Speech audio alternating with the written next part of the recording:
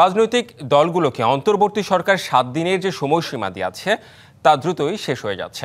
এদিকে BNP, Jamaat, NCP সহ রাজনৈতিক দলগুলো আলোচনার টেবিলে বসার কথা মুখে বললেও এখনো পর্যন্ত যৌথ কোনো উদ্যোগ নেওয়া হয়নি। রাজনৈতিক বিশ্লেষকরা মনে করেন কেবল রাজনৈতিক দলগুলোর কোর্টে বল ঠেলে দেয়া ঠিক হয়নি, সমঝোতার জন্য সরকারের মধ্যস্থতার প্রয়োজন। সংস্কার ইস্যুতে জাতীয় ঐকমত্য কমিশন রাজনৈতিক দলগুলোকে নিয়ে দফায় দফায় বৈঠকের পর অন্তর্বর্তী সরকার ঘোষণা দেয় জুলাই সনদের।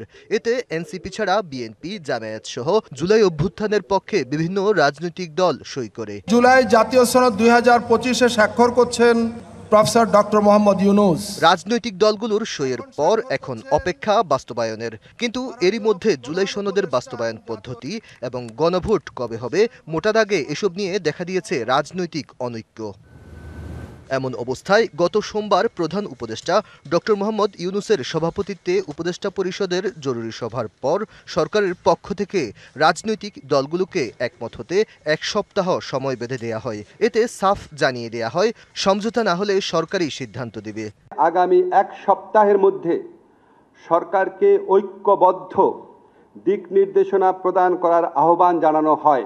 সরকারের পক্ষ থেকে রাজনৈতিক দলগুলোকে একমত হতে বললেও বিএনপি, জামায়াত, এনসিপি সহ রাজনৈতিক দলগুলোর মধ্যে আলোচনায় বসার যৌথ কোনো কার্যকর উদ্যোগ নেই। যদিও বুধবার বিকেলে গণ অধিকার পরিষদ, এবি পার্টি এবং এনসিপি সহ 9টি দল সংকট উত্তরণ নিয়ে আলোচনায় বসেছিল, কিন্তু ওই বৈঠকে বিএনপি, জামায়াত এবং ইসলামী দলগুলোর কোনো প্রতিনিধি ছিল না। বৈঠক শেষে ব্রিফিংয়ে সংকট সমাধানে সরকারকে উদ্যোগ নেয়ার কথা বলা হয়। সরকারের কাছে এনাফ আলোচনা হয়ে গেছে, সরকার চাইলেই এখন একটা সিদ্ধান্তে পৌঁছতে পারেন। কারোর সাথে যদি সরকারের আলাদা কথা বলার দরকার হয়, সরকার বলে নিলেই হতো। এদিকে সমঝোতামূলক রূপরেখা তৈরির লক্ষ্যে রাজনৈতিক দলগুলোর সঙ্গে আলোচনার জন্য জামায়াত ডক্টর মোহাম্মদ আবদুল্লাহ মোহাম্মদ তাহের ও হামিদুর রহমান আজাদকে নিয়ে কমিটি গঠন করে। দলের নেতা আজাদ ডিবিসি নিউজের কাছে অভিযোগ করেন, বিএনপির চাপ এড়াতেই সরকার আদেশ জারি করতে দেরি করছে। যারাই জুলাই সনদে স্বাক্ষর করেছে তার মধ্যে বিএনপি একটা দল, তাদের দাবিটা চাপের মধ্যে পড়ে সরকারের কিছু আবার উপদেষ্টাও, মাননীয় উপদেষ্টাগণও এটা দলের প্রতি বায়াস হয়ে এই কাজটা ডিলে করাচ্ছে। এদিকে এনসিপির আহ্বায়ক নাহিদ ইসলাম ডিবিসি নিউজকে বলেন, বিএনপির নোট অফ ডিসেন্টের কোনো প্রাসঙ্গিকতা নেই। সনদটার এই যে অর্ডার, সেই অর্ডারটা ডক্টর মোহাম্মদ ইউনূসকে জারি করতে হবে এবং নোট অফ ডিসেন্টের কোনো প্রাসঙ্গিকতা থাকবে না এবং সুষ্ঠুভাবে গণভোট হতে হবে। বিএনপি বলছে চলমান সংকটের দায় তাদের নয়, সরকারের। রেফারি ছাড়া তো কোনো খেলা সম্ভব নয়। রাজনৈতিক দলগুলো যদি নিজেরাই সব সমাধান করতে পারতো তাহলে তো আর সরকারের প্রয়োজনীয়তা থাকে না। সংস্কার কমিশনের আওতায় এসে তারা প্রতিদিনই চা, বিস্কুট, সোনারগাঁর খাবার খেয়ে খেয়ে অনেক সময় তারা করেছে, কিন্তু ঐক্যবদ্ধ হওয়া সম্ভব নয়। জুলাই সনদ নিয়ে এমন কতগুলো কন্ট্রোভার্সিয়াল কথাবার্তা সেখানে আছে, যার ফলে রাজনৈতিক দলের ঐক্যমত প্রতিষ্ঠা সম্ভব নয়।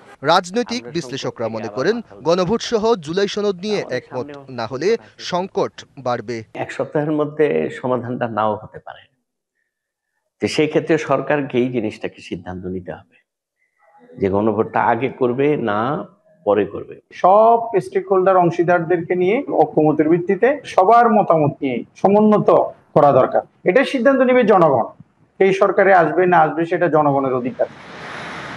দেশে বর্তমানে যে রাজনৈতিক সংকট তৈরি হয়েছে তাতে এক দল আরেক দলকে দোষারোপ করছে।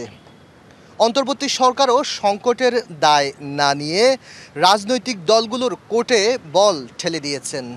রাজনৈতিক বিশ্লেষকরা মনে করেন, চলমান সংকট উত্তরণের জন্য সরকারকেই মধ্যস্থতাকারীর ভূমিকা নিতে হবে। Aditya Rafat, DBC news, Dhaka.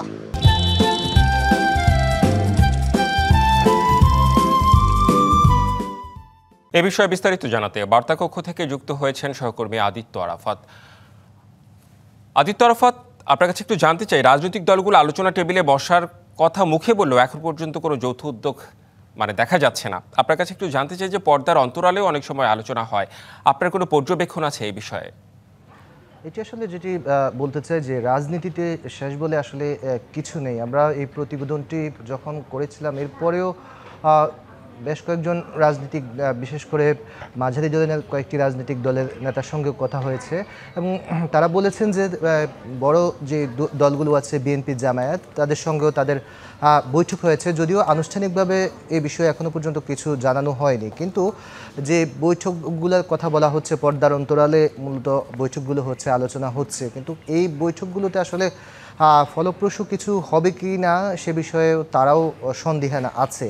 আর এখানে যে বিষয়টি আপনাকে বলতে চাই, এর আগেও বাংলাদেশের যদি রাজনীতির ইতিহাস যদি দেখেন আপনি, যে 1990 সাল থেকে 2025 সাল পর্যন্ত বহুবার এমন সংলাপের কথা বলা হয়েছে বা রাজনৈতিক সংলাপের কথা বা আলোচনায় বসার কথা বলা হয়েছে, কিন্তু কোনো বেশিরভাগ এমন সংলাপের যদি উপসংহার দেখি তাহলে সেখানে আসলে একমতে আসার বিষয়টি আসেনি। এখন মূল যে বিষয়টি এখানে যে সংকটটি এখন দেখা যাচ্ছে, আপনি জানেন জুলাই অভ্যুত্থানের পর থেকে প্রেক্ষাপট সম্পূর্ণই ভিন্ন। এখানে আওয়ামী লীগ শূন্য যে মাঠে এখন বড় দুই দল যদি আমরা বলি বিএনপি এবং জামায়াত, এবং এই দুই দলের মধ্যে আমরা যেটি দেখতে পাচ্ছি সেখানে তারা এই সংলাপ ইস্যুতে বা যেটি সরকারের পক্ষ থেকে বলা হয়েছে 5 আগস্টের পরে, অর্থাৎ সবশেষ যেটি আসিফ নজরুল বলেছেন যে এক সপ্তাহের সময় দিয়েছেন, সেই বিষয়ে বড় দুই দলের পক্ষ থেকে এখনো পর্যন্ত আমরা দৃশ্যমান মানে যৌথ যে উদ্যোগের বিষয়টি সেটি আমরা দেখতে পাচ্ছি না। উল্টো আমরা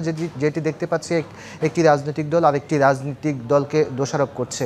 এবং সবশেষ যেটি আসলে রাজনীতি বিশ্লেষকদের সঙ্গে আপনি জানেন যে আমরা কথা বলেছি এবং রাজনীতিক যারা আছেন শীর্ষ পর্যায়ে তারাও যেটি বলছেন মোটা দাগের কথা সেটি হচ্ছে যে এই যেহেতু সংলাপের অর্থাৎ জুলাই সনদের আগে বারবার জাতীয় ঐক্যমত কমিশনের রাজনৈতিক দলগুলোকে নিয়ে জাতীয় ঐক্যমত কমিশন বসেছিল, সরকারও বসেছিল বিভিন্ন ইস্যুতে। এখন সবশেষ যখন নির্বাচন যখন ঘনিয়ে আসছে, ঠিক এই মুহূর্তে রাজনৈতিক দলগুলোর কোর্টে দিয়ে বল ঠেলে দিয়ে আসলে সেখানে আসলে কতটুকু সংকটের সমাধান হবে এই প্রশ্ন আসলে রাজনীতিবিদদের মনেও আছে এবং রাজনীতি বিশ্লেষক যারা আমাদের সঙ্গে কথা বলেছেন তাদের মধ্যে রয়েছে।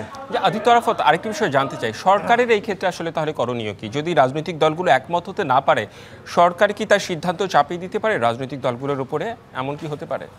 এটি আসলে এখানে আমার আসলে ব্যক্তিগত মত প্রকাশের কোনো সুযোগ নেই। সেটি আসলে যেহেতু আমি এখানে এই প্রতিবেদন করার ক্ষেত্রে বিভিন্ন রাজনীতিবিদ এবং রাজনীতি বিশ্লেষকদের সঙ্গে আমরা কথা বলেছি, সেখানে তারা বলছে যে আসলে এখানে সরকারের সবচেয়ে বড় দায়িত্ব রয়েছে, কারণ সরকার বিভিন্ন ইস্যুতে এর আগে রাজনৈতিক দলগুলোর সঙ্গে বসেছিল। এখন সবশেষ যে গণভোট এবং যে জুলাই জাতীয় সনদ বাস্তবায়নের বিষয়ে যে সংকটটি বড় আকারে মোটা দাগে তৈরি হয়েছে, এটি আসলে রাজনৈতিক দলগুলোর দিকে ঠেলে দিয়ে সরকার যদি মানে সুবিধাজনক জায়গা থাকে তাহলে এটি আসলে কোনোভাবে কাম্য নয় এবং যে সংকট যেটি আছে এটি সুরাহ সম্ভব নয়। তবে রাজনীতি বিশ্লেষক যারা আছেন তারা এটিও আশা করছেন এবং আমরাও যেটি আশা করছি যে সবশেষ আসলে জল ঘোলা হলেও শেষ পর্যন্ত সরকারের পক্ষ থেকে হয়তো আলোচনার টেবিলে বসবেন এবং সব দলকে নিয়ে যে চলমান যে সংকট তৈরি হয়েছে সেই সংকটের বিষয়ে একটি সমাধানে আসবেন। হ্যাঁ, সমাধানের একটা বিষয় আসবেন এমনটা প্রত্যাশা আসলে সবাই করছেন। আপনাকে অনেক অনেক ধন্যবাদ আদিত্য আরাফাত।